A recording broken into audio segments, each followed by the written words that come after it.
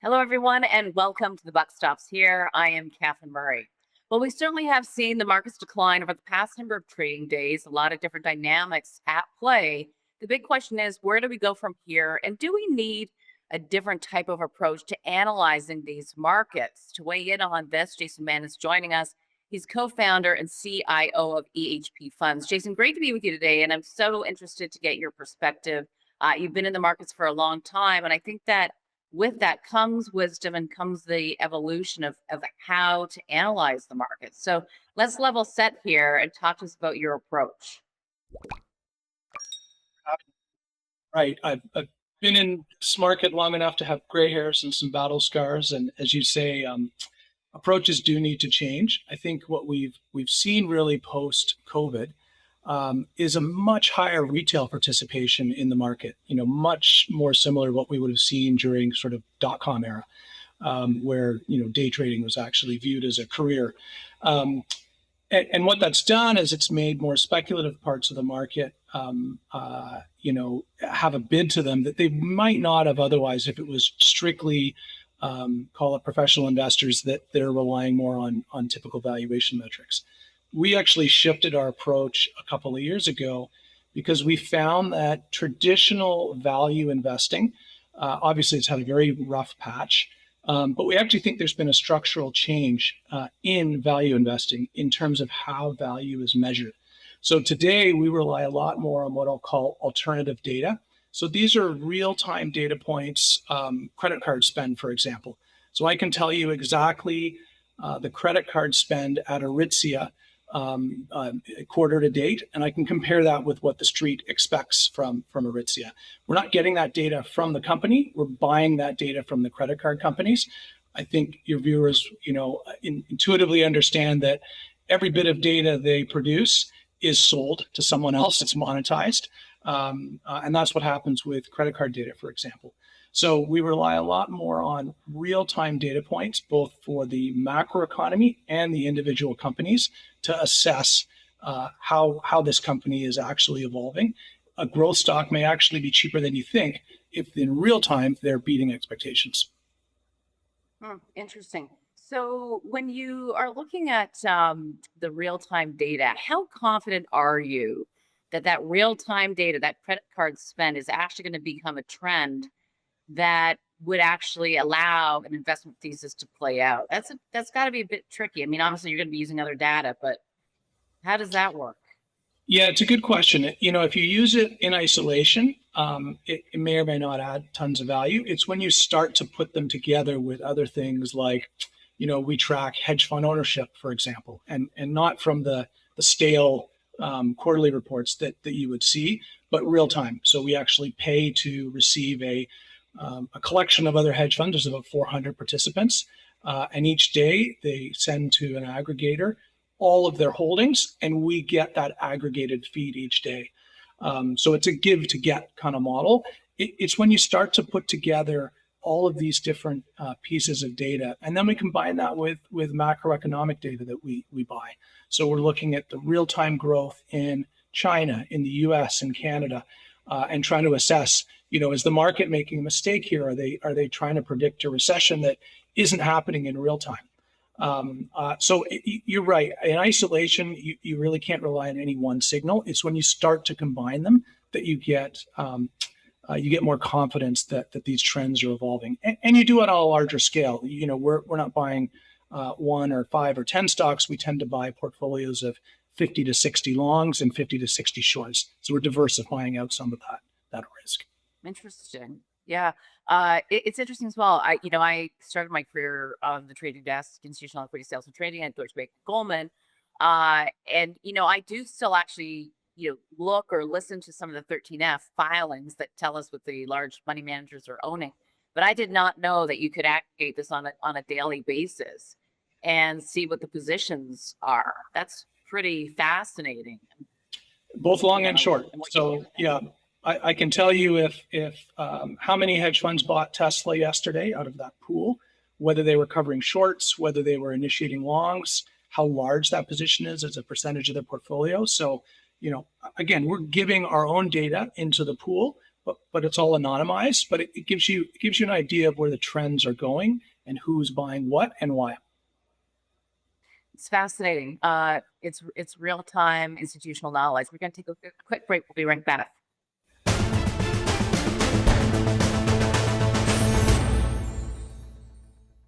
Jason, one of the interesting aspects you mentioned in the previous segment was the impact that retail investors can have in the market. And, I really wonder how much power they have. I mean, I think it's enough that we have to pay attention to it and recognize it. But I'm particularly interested because of the SpaceX IPO this week and how much they might sell some of their other positions, other stocks that will get hit even more because they might want to be buying the SpaceX IPO. So, what's your perspective on how much attention we actually have to pay to retail investors?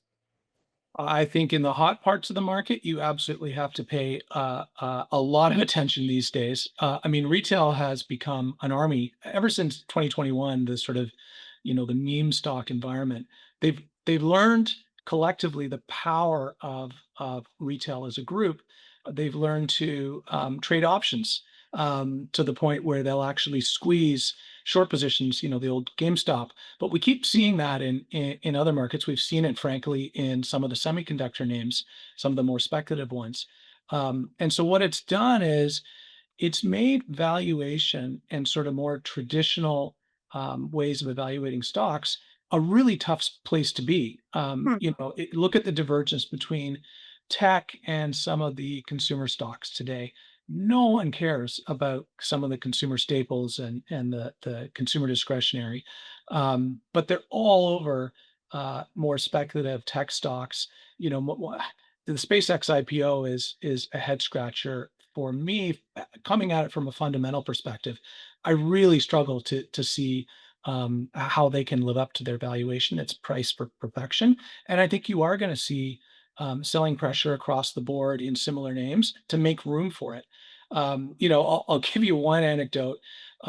Just the other day, the gardener who works for my neighbor, not my gardener, but he knows I'm in the business, asked me if I could get him an allocation of SpaceX Hmm. ahead of the IPO. So this is like, this is peak froth that you see ahead of these sorts of events. Doesn't mean that the stock can't work. It probably does trade up, but yeah, I think ultimately it's going to be retail that drives that stock, much like they have with Tesla. Hmm. And so you go long stock positions, but you also short. So I've seen over the past number of years, there's so many hedge funds that, are a bit more wary to have short positions. It's a difficult trade to put on. How do you go about that? So shorting has always been tough, but it has been made much tougher in the last handful of years. Really, again, ever since COVID, and I do blame sort of the stimulus that went into the system. That money is still floating around, and it drives a lot of these trades. So when you're shorting stocks, we short a lot more stocks than we're long. So we want to spread our risk with Hmm. smaller positions. The math on a short obviously is much different than the math on a long. I can only lose 100% of something I own, but I can lose multiples of that if I'm short. So having a discipline to rotate out of shorts that are picking up strong price momentum, even if the reason you shorted it is still in place, sometimes you just have to move to the sideline, and we do that systematically. So we're really trying to be short a basket of stocks rather than making big concentrated bets on something that we quote unquote hate. That's not at all how we short stocks. We don't Hmm. necessarily dislike the stocks that we're shorting. We just expect them to underperform our longs, and we use a bit of leverage to buy more of those longs, and it's offset by the shorts. Hmm. Got it. So does that mean you're doing a little bit more of a sector approach when you short? It not necessarily, we're not setting out to short a particular sector. We're looking at the individual attributes of the stocks. So it's a lot of Okay. the alternative data that we talked about. So we Yeah. want to short stocks with poor attributes. What ends up happening though is they do tend to get concentrated in sectors. Right now, consumer discretionary stocks are in a downtrend. Even though their valuations are compelling, we don't like to own things in a downtrend. Not many people do. So we Right. tend to see more shorts because of that in that sector. What else are you seeing in a downtrend? Well, U.S. financials have been in a downtrend. Staples have been in a downtrend. Financials are interesting because the Canadian banks have done exceedingly well. We'd be quite nervous about adding to them here, whereas U.S. banks have done pretty poorly. They're one of the worst performing sectors of the year. So it's a bit of a puzzling divergence between those two markets.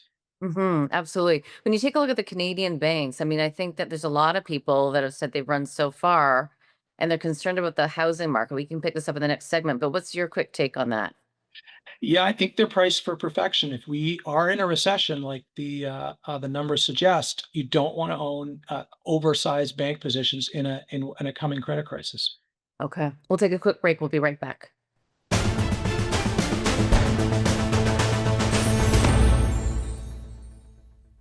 Jason, you said something intriguing. The coming credit crisis in Canada. Please do elaborate.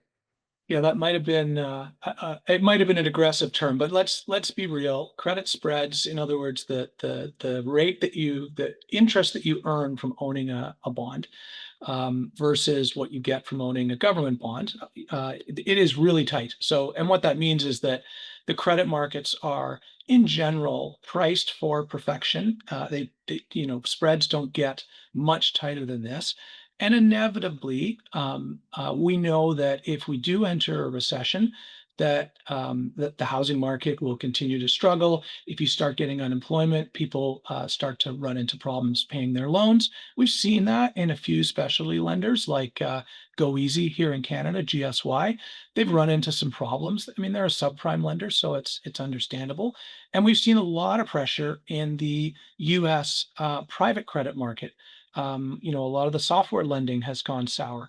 So there are already some warning signs showing up, but we're not seeing it widespread yet. But the problem is if you own Canadian banks, oversized position, look, it's an oligopoly. Everyone's going to own Canadian banks, and for the long run, they're a great investment. But if you were looking to add dollars today, I'd be cautious because it's been a while since we've had a credit cycle. Inevitably, we will have one, and the Canadian banks are often at the center of that. Hmm.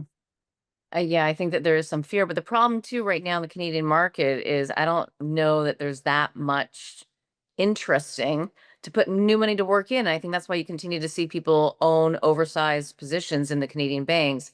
But to your point, that might not be the right trade here. Curious though, talk about oligopolies or duopolies or what have you. Look at the telecom sector. That's kind of been left for dead here in Canada as well, or not as well, but is. What do you make of the telecom sector now? Yeah, it's similar in the sense that it's a yield proxy. We were concerned that the yields are going to be higher for longer. I know that's it's been the case for a long time, but everyone was sort of hoping we'd get more rate cuts, particularly out of the U.S. Bank of Canada held today, but they were kind of on the fence about what the next move is, a cut or a hike. If we continue to see inflation, if the war in Iran can't end relatively soon and oil starts to flow again, we're going to hit a wall and you are going to see another spike in inflation and potentially rate hikes. So telcos, utilities, all of these sort of yield sensitive stocks, they don't do particularly well in that environment. So it's somewhat understandable. I think Mhm. the other problem with Canadian telcos is they've been in a price war and a capital spending capex war. There seems to be a bit more discipline. They're talking about a bit more discipline and some dividend cuts from the likes of BCE. So that I think provides a bit more stability, but they're in a bit of a tough spot, right? A price war right as they run into a soft consumer and higher yields. Yeah. Stepping back, I mean, we've touched on it a little bit, but what is your macro view right now when you're taking a look and analyzing all the data? It is a bit of a mixed bag. So, and it's rare that you get these perfectly synced macro environments where everything's working. We buy real-time data, so we can see what's going on globally. China is muddling along. The war in Iran has definitely slowed their economy as they've been forced to basically cut oil imports and oil use, but they're still growing. The U.S., we're getting mixed signals. So the real-time data is we kind of see them growing around 1.92%, so. But we're getting some lousy data in the PMI, the purchasing manager surveys, particularly on the services side. So really what it comes down to is the consumer is starting to get stretched. So again, not a real problem yet, but warning signs are starting to pile up. Hmm. And then are you looking elsewhere globally? And is there opportunity? Well, globally, I mean, Europe has had a resurgence, and I think that the trade there is that they've come to realize they need to increase their spending on things like military and their own economies. So Europe's actually done pretty well this year. Um, you don't just have to invest in the U.S. Look at Korea. I mean, I realize it's two stocks. They're both memory makers, and memory has absolutely skyrocketed this year. But the emerging market has really done quite well this year. So yeah, you certainly don't have to stick in Canada or even the U.S. There are plenty of ETFs that give you exposure outside of that, where valuations are reasonable and the trends are really strong. Yeah, we definitely have seen that with Cosby and one that I've missed. And that's why I'm asking. We'll take a quick break. We'll be right back.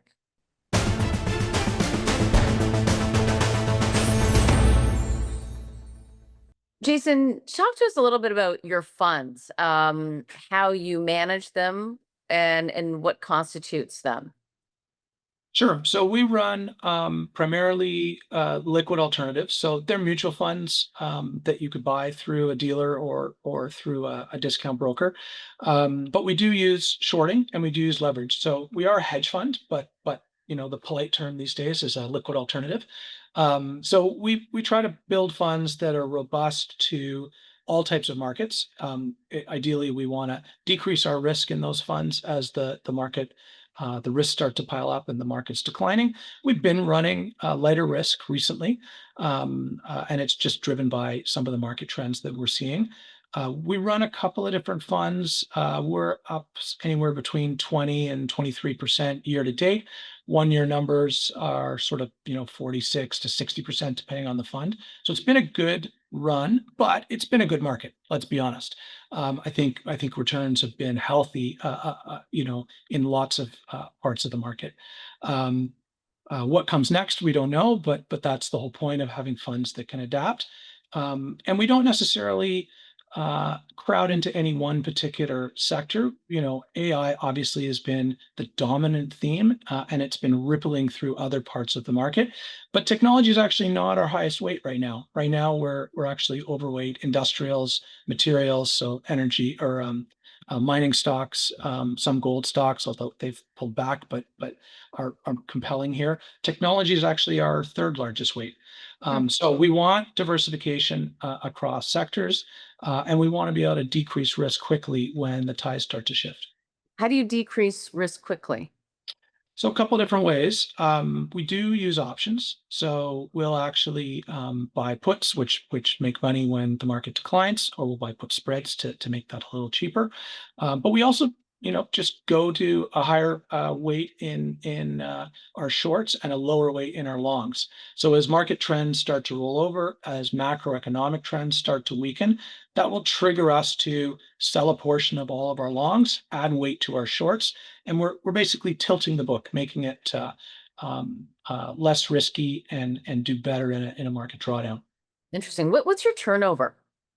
Our turnover is high, but interestingly, because of a long short structure, the taxability of that turnover is much better than people would expect. If you were a long only manager with a lot of turnover, you're probably very tax inefficient. When you're long and short, because you do tend to lose money over time on your shorts, that goes on the income account. Your gains go on the capital account. They offset each other. You end And up with a very tax efficient structure, even though you have high turnover. very interesting. We don't have much time left, but just to delve in for a second, materials. What's interesting about materials right now? And is it gold? Is there an opportunity? I actually do think there's an opportunity on gold. Really, it has been the opposite of the rates trade. So real rates have gone up as interest rates have held high. And when real rates go up, people don't want to own gold. And that's really what's happened. But if we get a reversal on the war and inflation starts to come down, that's, I think, when you'll see the resurgence in gold. We're not gold bugs. I struggle to understand why gold is as interesting as it is. But in a world of debasement and never-ending fiscal spend from governments and a Trump administration that was supposed to spend less but is spending more, you can understand why gold is a good hedge to that. So yeah, we see opportunity in both the mining stocks, copper in particular, and gold. Interesting. And real quick on industrials, yeah, I tend to like industrials when I can see clearly that the economy is growing. Yeah, I know it is, but we're finding some compelling value there. So that it's the combination of a good market trend coupled with reasonable valuations. I think the hidden AI trade is actually in some of the industrials. Look at the power companies. If you can make transformers, Hammond Power, for example, there's massive backlogs on providing power to data centers. So look at GE Vernova in the US, been an absolute rock star. Look at some of the optical companies like GLW, Corning, glassware. These are all AI derivatives that are coming out of the industrial sector. So that's why their trends have been so strong. Right. I feel like I've missed those. I mean, Corning, who knew? GLW. You need the optics for faster AI compute. So there you go. You do. Jason, great to be with you. Thank you very much. Appreciate it. Thank you. Thanks for watching.